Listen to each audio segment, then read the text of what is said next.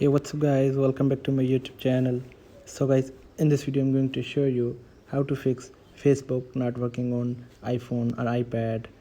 So guys, first of all I can show you the error. So here you can see guys, news feed is available right now. So if we tap on reload page, not working. So here you can see guys. So guys, Facebook is not working. So guys, how can you fix this issue? Simply what you need to do, go back to your home screen, close Facebook.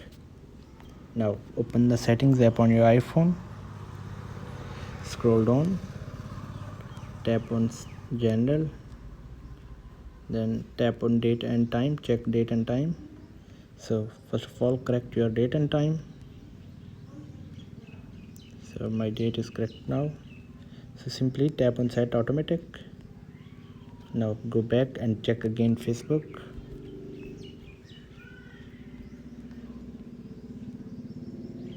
So here you can see guys, Facebook is working perfectly now. So guys, here is a simple method for fixing your Facebook issue. So guys, thanks for watching this video. Please like, share and subscribe. Thank you guys. See you in the next video. Thank you.